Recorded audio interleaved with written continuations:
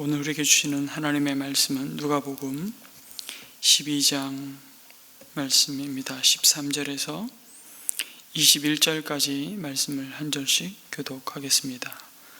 누가복음 12장 13절에서 21절까지 말씀입니다. 무리 가운데서 어떤 사람이 예수께 말하였다. 선생님, 내 형제에게 명해서 유산을 나와 나누라고 해 주십시오. 예수께서 그에게 말씀하셨다. 이 사람아, 누가 나를 너희의 재판관이나 분배인으로 세웠느냐? 그리고 사람들에게 말씀하셨다. 너희는 조심하여 온갖 탐욕을 멀리하여라. 재산이 차고 넘치더라도 사람의 생명은 거기에 달려있지 않다. 그리고 그들에게 비유를 하나 말씀하셨다. 어떤 부자가 밭에서 많은 소출을 거두었다. 그래서 그는 속으로 내 소출을 쌓아둘 곳이 없으니 어떻게 할까 하고 궁리하였다. 그는 혼자 말하였다. 이렇게 해야겠다. 내 곡간을 헐고서 더 크게 짓고 내 곡식과 물건들을 다 거기에다가 쌓아두겠다. 그리고 내 영혼에게 말하겠다. 영혼아, 여러 해 동안 쓸 많은 물건을 쌓아두었으니 너는 마음 놓고 먹고 마시고 즐겨라. 그러나 하나님께서 말씀하셨다. 어리석은 사람아, 오늘 밤에 내 영혼을 내게서 도로 찾을 것이다. 그러면 내가 장만한 것들이 누구의 것이 되겠느냐? 같이 읽습니다. 자기를 위해서는 재물을 쌓아두면서도 하나님께 대하여는 부여하지 못한 사람은 이와 같다. 아멘. 오늘 말씀은 예수님이 무리 가운데서 한 사람의 요청을 받으시는 장면으로 시작합니다. 그는 자신의 형제에게 명하셔서 유산을 자신과 나누게 해달라고 예수님께 요청합니다. 이 사람의 사연이 어떤지 자초지종은 잘 모르겠으나 분명한 것은 형제 사이의 유산 상속과 관련해서 다툼이나 무슨 문제가 있었을 겁니다. 이 사람에게는 이것이 지금 그가 해결해야 하는 아주 큰 골칫거리였을 겁니다. 그러다가 예수님의 가르침을 듣게 되었고 그 말씀에 권위가 있음을 보았던 것 같습니다. 그래서 그 예수님의 권위를 빌어서 자신의 문제를 해결했으면 하는 마음에서 예수님께 찾아왔고 예수님께 내 형제에게 나와 유산을 나누라는 얘기를 해주실 것을 청한 것입니다. 그런데 예수님은 아주 단호하게 거절하십니다. 이 사람아, 누가 나를 너희의 재판관이라 분배인으로 세웠냐고 말씀하십니다. 그 일은 내가 관여할 바가 아니라고 말씀하십니다.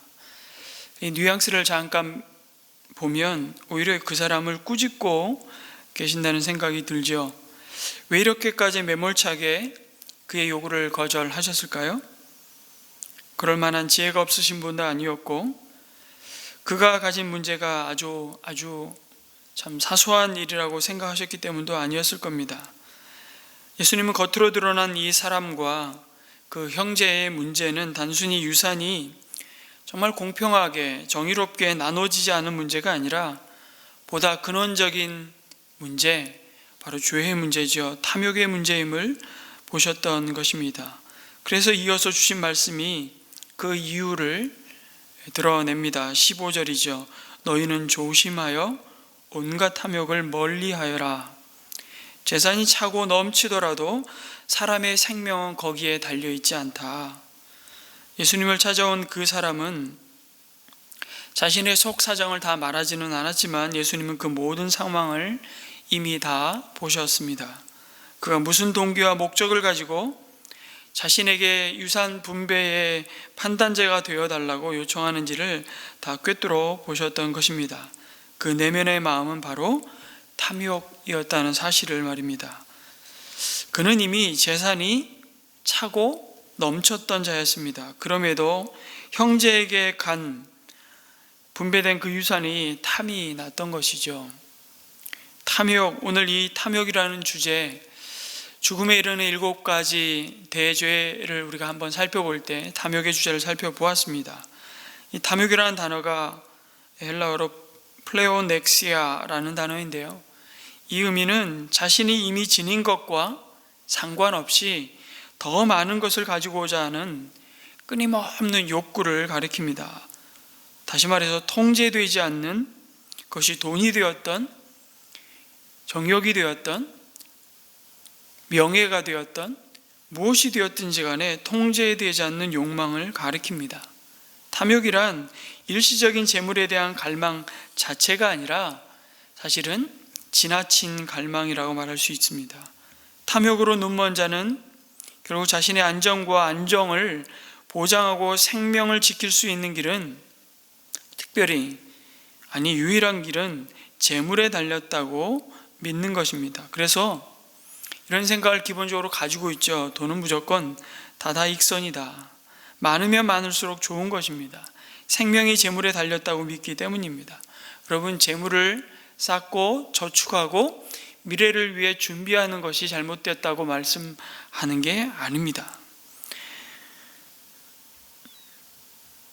생명이 재물에 달렸다고 믿는 것이죠. 만약 그렇다면 이제 그의 삶을 규정하는 것은 소유하고 소비하는 것입니다. 내가 얼마나 소유하고 내가 얼마나 원하는 것을 내가 원하는 때에 얼마나 소비할 수 있는 능력이 있는 사람인가, 그것이 자신을 설명하는 가장 중요한 인생의 가장 중요한 것이라고 가리키는 것이죠. OECD 국가 중에 17개 나라에서 미국의 아주 큰 리서치 회사가 설문조사를 했더라고요. 그게 어저께인가 그저께 TV에 한번 보도가 되던데요. 당신의 인생에 있어서 굉장히 가장 의미 있는 것이 무엇입니까? 라고 순위를 매기라고 하고 설문조사를 했는데, OECD 국가 중에 17개 국가를 조사를 했더라고요. 만 몇천 명을 조사를 했는데, 대부분의 국가, 3나라만 빼고 모든 나라가 1위가 바로 뭐였냐면 가족이었습니다. 가족. 3나라 중에 저희 대한민국하고 대만하고 어느 나라가 1위가 가족이 아닌 다른 대답을 했는데, 한국은 무슨 대답을 했을까요? 물질의 풍요였습니다. 당신에서 가장 의미 있는 것이 무엇입니까? 물질의 풍요라고. 참 쉽지 않은 주제인 것 같습니다. 오늘 이 말씀을 통해서 우리 자신을 한번 돌아보게 되는 또 모습이기도 하죠. 내가 지금 뭘 먹고 있는지, 내가 지금 어느 동네에서 몇 평에 사는지, 지금 내가 타고 다니는 차는 뭔지, 내가 지금 입고 있는 옷과 들고 다니는 가방은 뭔지, 우리 아이는 지금 어떤 학교에 들어갈 실력인지, 소유와 소비할 수 있는 능력이 바로 나라고 생각하는 겁니다. 그게 너무 우리 인생에서 중요한 의미를 갖는다는 것이죠. 그런데 문제는 나로 하여금 재물을 소유하고 필요한 것을 소비하고 누릴 수 있는 그 능력을 주신 분이 하나님인 것을 잊어버리는 것입니다. 예수님도 이 진리를 이어서 어리석은 부자의 비유로 가르치셨던 겁니다. 농사를 잘 짓는 부자는 가을에 풍성한 수확을 거두었습니다. 현재 갖고 있는 곳간으로는 이 소출을 다 채우기에 부족하리라 생각했습니다. 그래서 곳간을 넓히는 증축을 했습니다. 그리고 자신의 영혼에게 그 뿌듯함과 만족을 얘기합니다. 내 영혼아, 여러 해 동안 쓸 많은 물건을 쌓아두었으니 너는 마음 놓고 먹고 마시고 즐겨라. 그러나 예수님이 이 부자를 어리석다고 말씀하셨습니다. 이 어리석은 사람아 라고 이 비유를 시작하는데, 이렇게 어려운 고상한 이야기가 아니고요. 이 말은 야, 이 바보야 라고 그 사람을 향해서 비유로 말씀을 시작하는 거죠. 여러분, 동의가 되실지 모르겠습니다. 예수님이 그렇다고 하니까 그런 줄 생각하지 마시고 한번 잘 따져보시면, 이 비유의 사람이 이 시대의 사업가라고 생각해 보면 이 사람은 굉장히 성견지명이 있고 미래를 잘 대비하는 능력 있는 사람입니다. 이 사람은 다른 사람보다 사실은 생산량을 늘리기 위해서 더 많은 땀을 아마 흘렸을 겁니다. 성실이라면 그 누구도 따라갈 수 없었는지도 모릅니다. 여러분, 그뿐이겠습니까? 일하는 데만 미쳐서 쉴 줄을 모르는 사람도 아니었습니다. 땀 흘려 노력한 결실을 거두고 그것을 즐길 줄도 아는 사람이었습니다. 게다가 자기 영혼의 건강에 대해서도 관심을 갖고 있는 사람 같아 보입니다.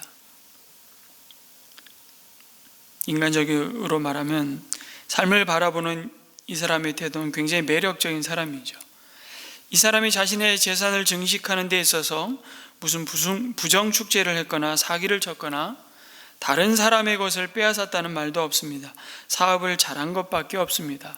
이 사람이 어리석은 사람이라고 남들로부터 손가락질 받을 만한 일을 한 적이 없는 사람입니다. 그는 성공한 사람이고 출세한 사람이고 자기의 꿈을 성취한 사람이라고 할 수 있습니다.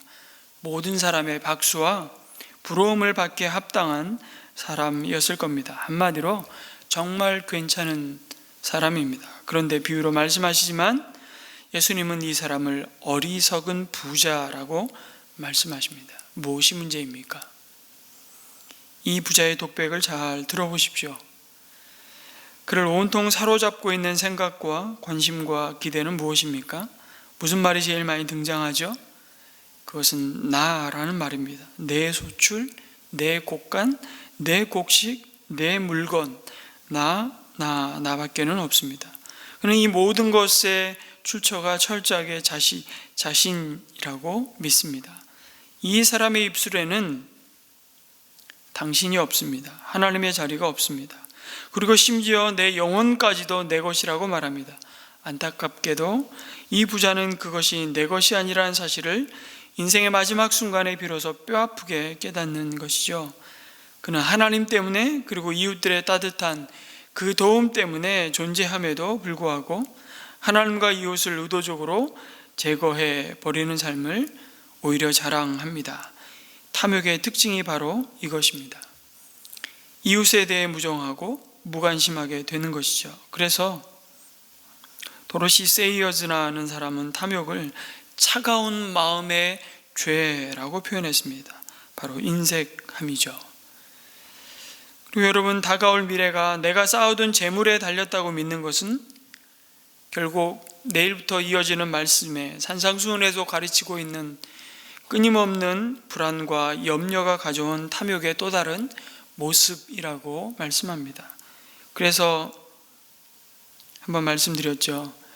팀 켈러는 탐욕, 탐심이란 돈을 사랑하는 마음만이 아니라 그 재물에 대한, 돈에 대한 과도한 염려이기도 합니다. 그래서 더 쌓는 것에만 집착하죠. 그런데 그날 밤 그의 삶의 주인, 그의 생명의 주인 되신 하나님이 나타나셔서 이렇게 말씀하십니다. 어리석은 사람아, 오늘 밤에 내 영혼을 내게서 도로 찾을 것이다. 그러면 내가 장만한 것들이 누구의 것이 되겠느냐? 자기가 가지고 있는 모든 것이 자기의 것이 아니라는 사실을 발견하기 시작합니다. 쌓아둘 곳간이 없을 정도로 수확을 많이 낸 부자, 그러나 그는 자신에게 주어진 그 부에 대한 공급하심에 대한 감사함도 없었고 자신이 쌓아놓은 재산을 잃어버릴까 봐 염려하며 그 근심과 걱정을 해결하기 위해 더 큰 곳간을 짓습니다. 물질의 풍요가 곧 영혼의 평안을 가져다 줄 것으로 착각하면서 말이죠. 그는 이 땅에 재물을 쌓는데 급급한 나머지 하늘나라의 재물을 쌓는 것은 생각조차 할 수 없었습니다. 그에게는 순간과 영혼을 구분할 만한 지혜가, 믿음이 없었기 때문입니다. 돈은 영원히 존재하고 곁에서 항상 나를 도와줄 것이며 내가 전적으로 의지하고 신뢰할 수 있는 대상이라는 그 생각에 대해서 예수님의 비유는 그것이 새빨간 거짓말이고 탐욕이라고 소리치십니다. 예수님은 어리석은 부자의 모습을 비유로 말씀하시면서 21절의 결론을 이렇게 내리십니다. 자기를 위해서는 재물을 쌓아두면서도 하나님께 대하여는 부요하지 못한 사람은 이와 같다. 재물을 쌓아두는 것 자체가 문제가 아닙니다. 하나님이 보시기에 부유하지 못한 그 상태가 문제입니다. 하나님이 보시기에 부유한 자는 누구입니까? 그것이 내일부터 묵상하게 될 22절 이하의 내용이죠. 무엇을 입을까? 무엇을 입을까를 염려하지 않는 사람입니다. 다만 그가 염려하지 않는 이유는 재물을 많이 쌓아두었기 때문이 아니라 하나님께서 그것들을 공급하실 것이라는 믿음이 있기 때문입니다. 바로 일용할 양식, 오늘 우리에게 필요한 일용할 은혜로 사는 자임을 믿기 때문입니다. 동일한 내용을 바울은 디모데전서 6장에 가면 굉장히 많은 말씀을 할애해서 디모데에게 권면합니다. 그대는 이 세상의 부자들에게 명령하여 교만해지지 말고 덧없는 재물에 소망을 두지도 말고 오직 우리에게 모든 것을 풍성히 주셔서 즐기게 하시는 하나님께 소망을 두라고 하십시오 라고 권면합니다. 재물로 안전과 안정을 보장받을 수 있다는 마음은 오히려 더 많은 재물에 대한 끝없는 목마름을 일으키는 탐욕을 가져다 준다고, 탐욕만을 낳는다고, 해답은 오직 우리의 영원한 보호자가 되시며 공급자 되신 하나님으로 채워지는 것입니다. 그럴 때 우리는 비로소 만족을 얻는 존재로 지어졌기 때문이죠. 그분께 돌아가는 길만이 탐욕을 다스리는 유일한 방법입니다. 사랑하는 성도 여러분, 이 입이라는 것이요, 한 가지 맛을 느끼면 다른 한 가지는 사라집니다. 마찬가지로 어떤 대상을 향한 마음의 갈망을 없애는 것은 사실 불가능하죠. 옛 갈망, 탐욕의 마음을 무장 해제하는 유일한 방법은 새로운 갈망이 마음에 들어와 채워질 때 그 과거의 것을 쫓아내는 것입니다. 필요한 모든 것의 원천이 되시는 그 하나님께 우리의 소망을 둘 때 우리는 어떤 상황 속에서도 흔들리지 않는 그 절대적인 평안과 안전과 기쁨이 있음을 경험하게 되는 것이죠. 여러분, 하나님이 저와 여러분을 돌보시며 안전하게 지켜주심이 이미 십자가로 입증되었습니다. 부유하신 분이로되 우리를 참으로 부유하게 하시려고 친히 가난해지신 예수님을 내 마음의 보좌에 모셔 드리는 것만이 이 탐욕의 우상을 밀어내는 가장 우선되고 유일한 길이라고 말씀하십니다. 그때야 비로소 우리는 재물의 종으로 살아가지 않고 우리가 재물에 대해 하나님의 청지기로 살아갈 수 있습니다. 하나님께서 자신을 먹이실 것을 확신하기 때문에 비로소 우리는 하나님의 나라와 의를 먼저 구하는 자가 되는 것이죠. 그 자가 바로 진정으로 부유한 자라고, 어리석은 부자가 아니라 참으로 하나님이 인정하시는 복된 부유한 자라고 말씀하십니다. 사랑하는 성도 여러분, 오늘도 우리가 그 하나님께 소망을 두고 선한 청지기로 살아가는 믿음의 성도가 되시기를 축복합니다. 우리 주신 말씀 가지고 함께 이렇게 기도했으면 좋겠습니다. 우리 인생의 안전은 쌓은 재물에 있는 것이 아님을 고백합니다. 오늘도 일용할 은혜로 먹이시며 입히시는 하나님께 있음을 신뢰하면서 하나님에 대하여 부유한 자가 되게 하여 주시고, 하나님, 우리 이물은 탐욕을 상대적으로 빈곤함으로부터 오는 큰 두려움과 염려를 이길 수 없고 탐욕을 이길 수 없지만 하나님께만 충만한 기쁨과 만족이 있음을 고백하며, 하나님은 오늘도 우리의 필요를 채우시는 그 하나님을 신뢰하며 일용할 은혜로 살아가는 자, 하나님으로 충분합니다, 하나님으로 만족하는 자, 그 은혜를 놓치지 않게 해 주십시오. 우리 가정을 위해서도 함께 기도했으면 좋겠고요. 특별히 계속 우리 코로나로 치유 가운데 있는 우리 가정들을 위해서도 중보기도 해주시기를 부탁드립니다. 그리고 개인기도 하나님 앞에 올려드리고 자 이렇게 돌아가시도록 하겠습니다. 기도드립니다.